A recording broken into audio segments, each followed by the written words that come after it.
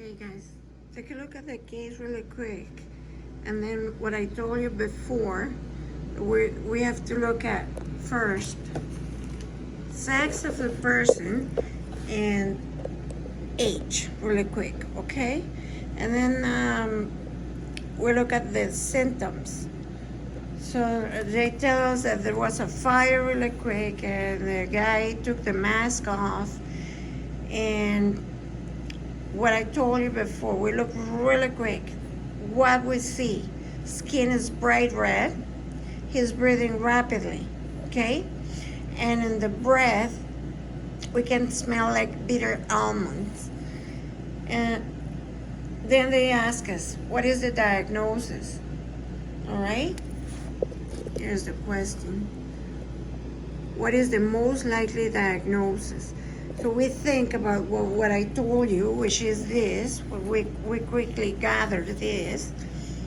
And then we say, okay, the diagnosis is cyanide exposure. Carbon monoxide exposure is a differential diagnosis, but there is no bitter almond smelling. So it is important for you to know that we need to look for the pathognomonic thing of the condition. And right there we get the diagnosis, okay? Now, the other question is, what biochemical process is disrupted in this condition? And we go here, which is the chain, where we can see the exchange of electrons, you see? Right there. Type 1, type 2, type 3, and type 4, all right? Electron is called electron transport chain and oxidative phosphorylation, okay? And the question is, what biochemical process is disrupted in this condition? All right? And then we see this, and we think, okay, the cyanide, which is the main thing, cyanide inhibits the electron transport chain through inhibition of cytochrome C oxidase, which is right here. We locate it right here. Cytochrome oxidase, I'll show you.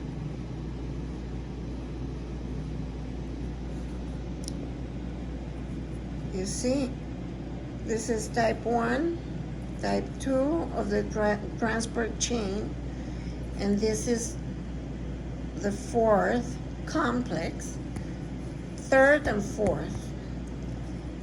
Here is the cytochrome C oxidase, and through it we get water.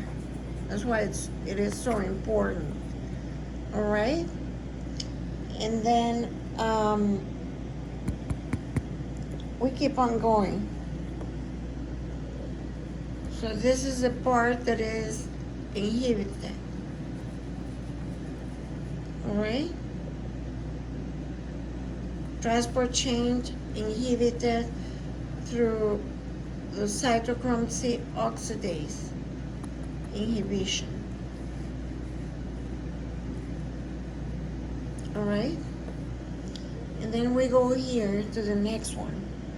How does cyanide interfere with ATP production? We go to our draw, and then we see right here is the ATP, which is a product of the fourth complex of the exchange. See? Here are protons and here are electrons. And this is the membrane, all right? So cyanide inhibits complex 4, decrease ability of electron transport chain to generate proton gradient. Without it, ATP synthase cannot produce ATP. All right? So the problem is right here. Started right here and ended right here. Now we go to our next question. What other substances inhibit the electron transport chain? And then we say, okay, rotenone. Rotenone is an insecticide, an amygdal, which is a barbiturate sedative, okay, an anticonvulsant. And those are inhibited, or they inhibit the complex NADH dehydrogenase, okay? And we go first with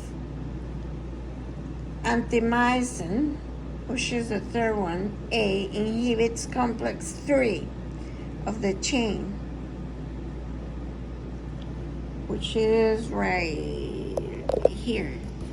This is complex 3. 1, 2, 3, 4, and 5. Okay? And then we go back here and we continue. We say, okay,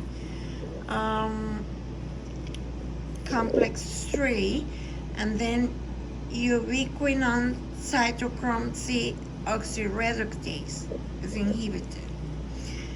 Azide and carbon monoxide inhibit cytochrome C oxidase, all right? Carbon monoxide. This is a differential diagnosis. But remember, there is no bitter almond smelling there. Bitter almond smelling is just from cyanide intoxication or toxicity. Oligomycin is an inhibitor of ATP synthase, okay? ATP synthase right here.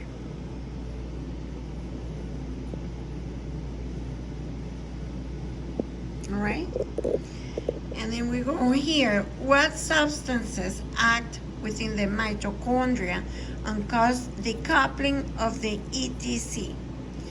Then we think, okay, compounds such as 2,4 dinitrophenol and aspirin allow protons to leak across the inner mitochondrial membrane.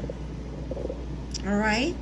And coupling ATP synthesis and oxygen consumption. The release of the proton gradient in a way that is not tied to the ATP synthase enzyme leads to decreased ATP production. All right? Okay, guys.